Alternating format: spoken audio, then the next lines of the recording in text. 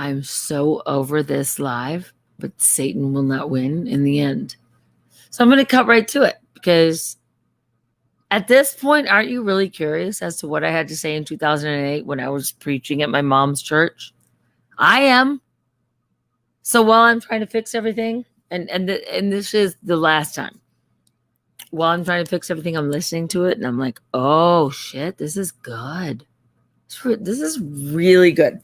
So the point is, the reason I keep trying to go live isn't so you guys will show up. It's because I have a big day tomorrow and I don't have time to upload. I figured it out though. I actually figured it out. So now it's it. We're in. We're done. You're going to just have to see me. I'll try not to breathe loud, but I realized that the audio is coming from like me, this anime right here. It's coming from, anyway, it doesn't matter. I'm playing it right now. We're live. So welcome to the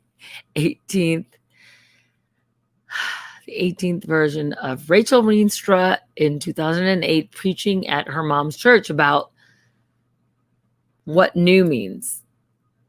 New normal, new world order. I don't know. That previous Rachel didn't know. This is good. Paula, whoever watches this tomorrow, thanks for being here. I'm not going to have a big preamble in the beginning because I finally have the audio working and I just don't want to F with it. Okay? It's working now. I'm just going to go right into it. So welcome to Rachel Reenstra in 2008. This is like a 17-minute message that I'm already impressed by my previous self. I feel like I've not evolved. I feel like I devolved. Anyway, this message is brought to you by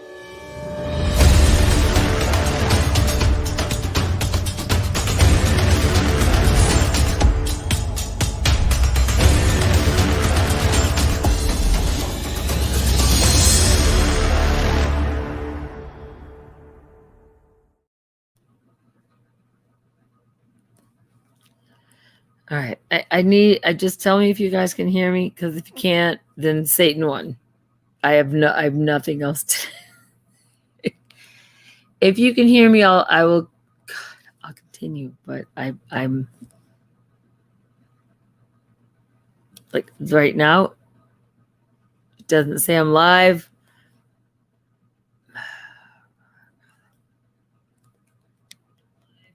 I am. It's working. All right. Satan, you lose. Yes. Fucking A. I love how I say Satan, you lose, and then I swear. Okay. I'm going to cut right into the preaching, Rachel.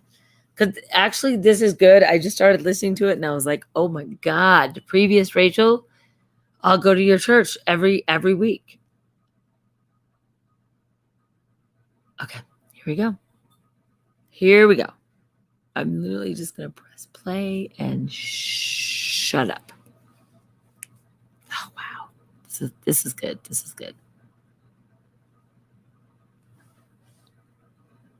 You think of the church lady? Well, isn't that special? Special day. I just had to say that because it was in my mind. So when I thought about giving the message about the new year, I thought, what does new mean? What does new mean? Everybody says Happy New Year. But what exactly does that mean? So I was sitting at breakfast this morning with my dad, and he's looking at the paper, and you know how they have the recap of the whole year. And he says, I never understand why they got a recap of the year. I was there. I know what happened.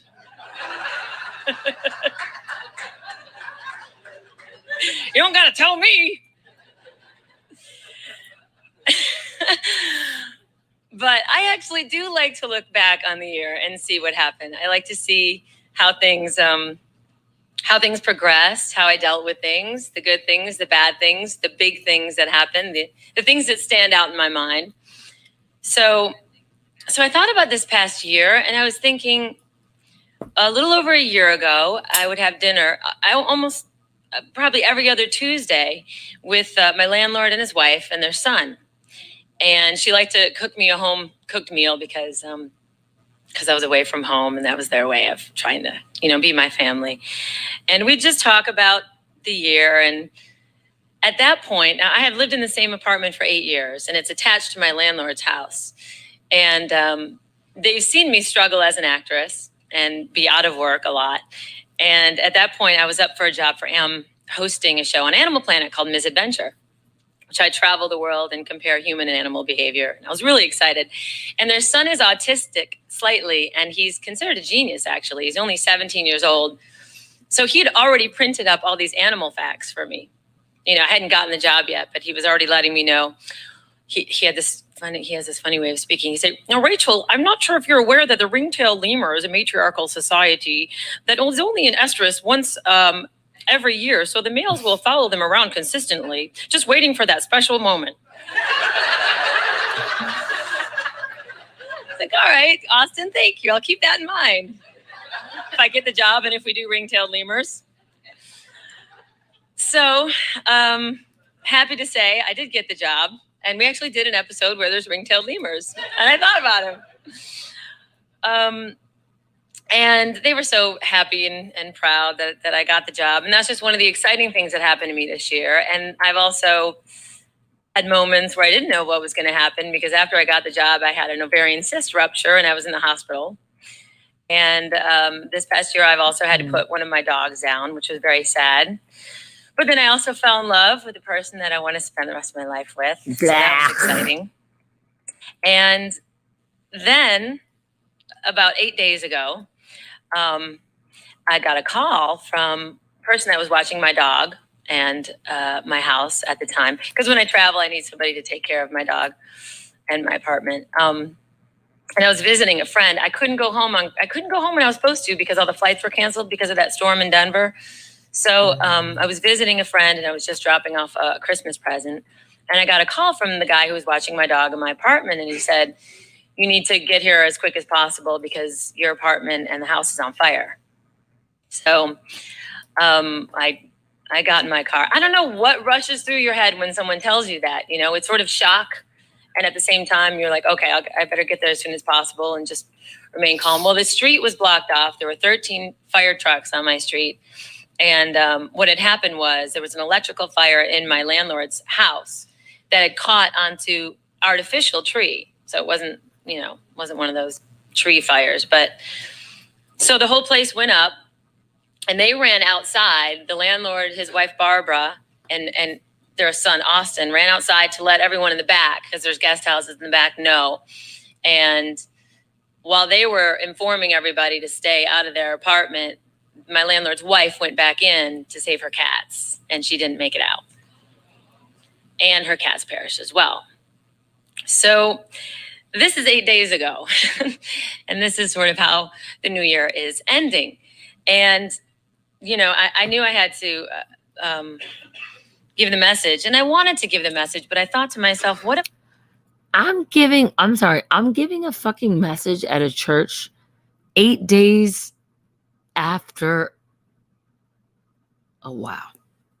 8 days after I lost everything, including my landlord. My landlord's wife died in the fire. This is me preaching at a fucking church. I love that I say fucking church, right? New Rachel, previous Rachel. Evolve or devolve. I'm sorry, I won't interrupt myself again. But what the fuck? This is 8 days after I lost everything in my life, okay, I'm sorry. I'm freaking out. What am I going to say right now? Because what I originally planned was new meant now entering wonder, and I'm thinking that's not really how I feel right now. I'm kind of now entering what now? What next?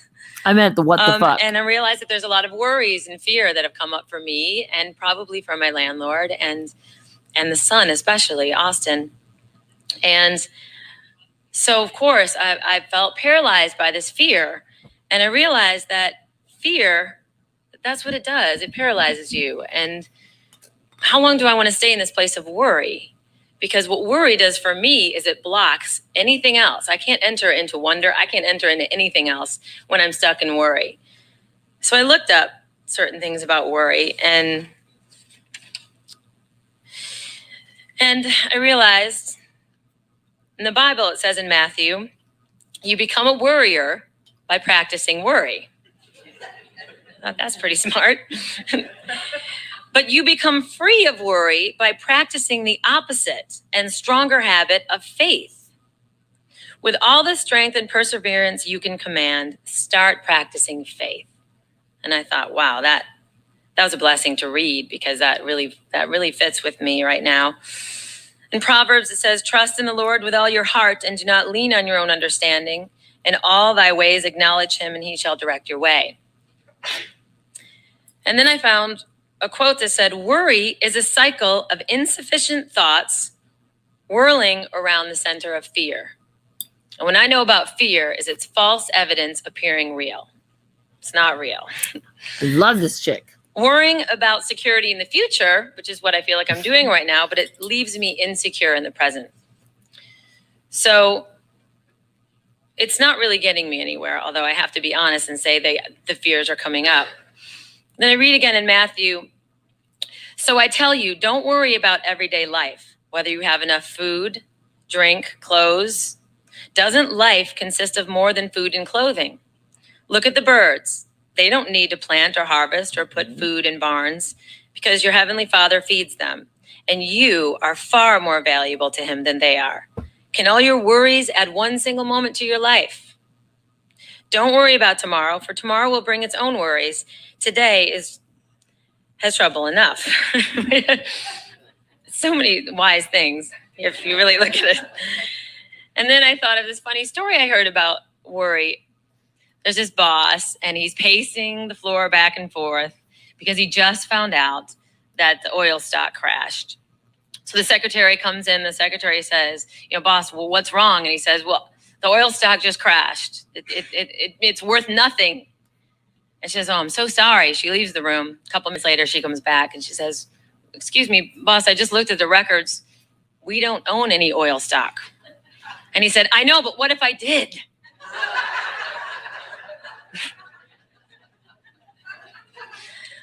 It's really, that's how ridiculous, and that's how I feel sometimes in worrying. And I'm thinking about my life right now and how can I enter wonder? Because it's really easy for me to worry about finding a place to live. It's easy for me to worry about my landlord and his son Austin.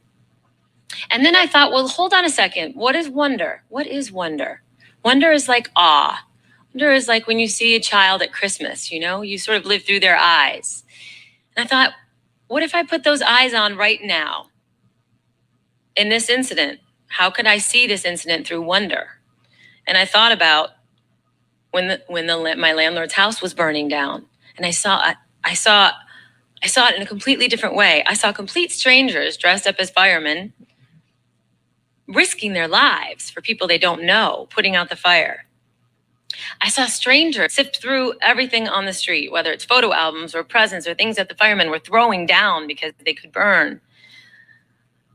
I saw the love that his wife must have had for her cats, that she would risk her life and not even think about anything else but saving those animals.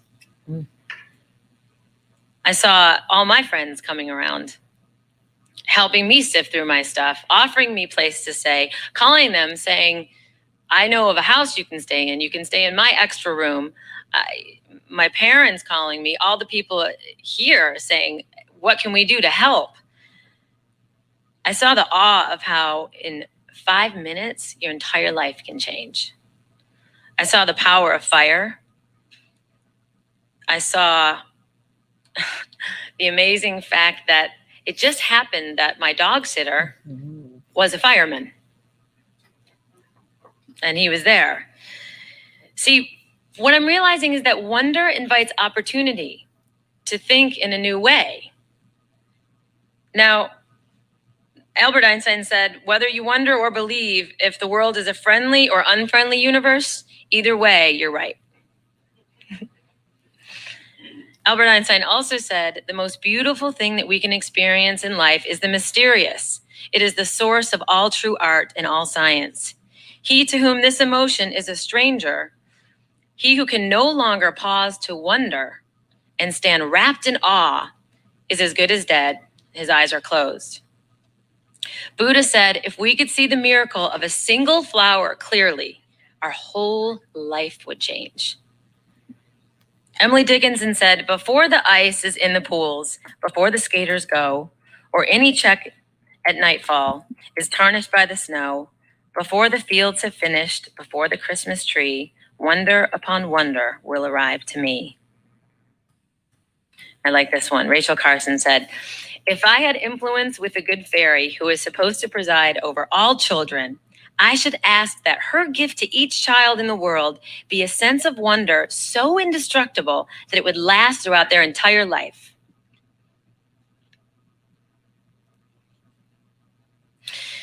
And then Thich Nhat Hanh, is that how you pronounce his name, Mom? Thich Nhat Hanh. People usually consider walking on water or in thin air a miracle. But I think the real miracle is not to walk either on water or in thin air, but to walk on earth. Every day we are engaged in a miracle and a wonder, which we sometimes don't even recognize. The blue sky, the white clouds, the green leaves, the sparkling, curious eyes of a child, our own two eyes, all is a miracle. When I think about wonder, what wonder does to me is it helps me to start ask questions. And you can have fun with wonder because then you can really start thinking. And I'm not talking about wonder what would happen if. I'm talking about fun questions like, I wonder why. So I came up with a couple things that I'm wondering about. I wonder why the sun lightens our hair but darkens our skin. I wonder why women can't put on mascara with their mouth closed. I wonder why do we ever see a news article that says psychic wins lottery? I wonder why is it that doctors call what they do practice? I wonder why is the man who invests all your money called a broker? I wonder why lemon juice is made with artificial lemons, but dishwashing liquid is made with real lemons. I wonder why the time of day with the slowest traffic is called rush hour. I wonder why don't they make mouse-flavored cat food? I wonder who tests the new and improved dog food? And I wonder why didn't Noah swat those 2 mosquitoes?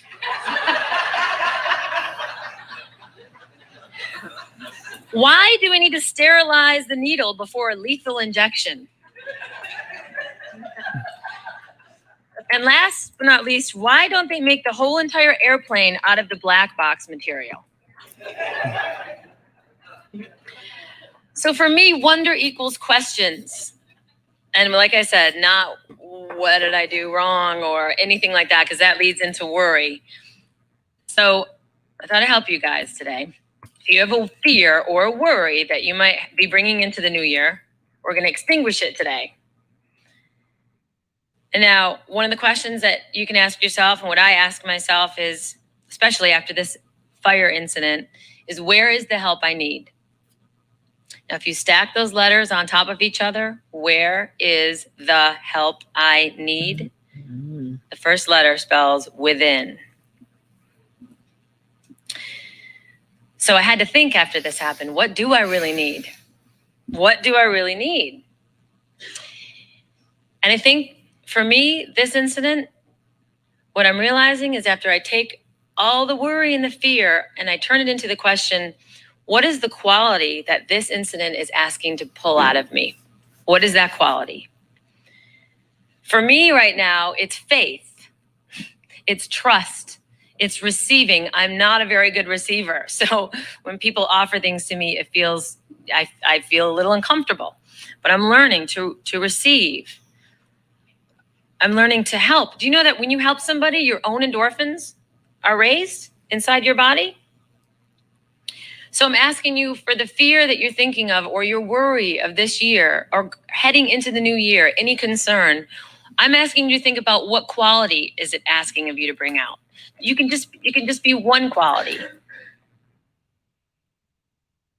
How can I learn from this? What experience do I want to have from this? All these questions. But I think that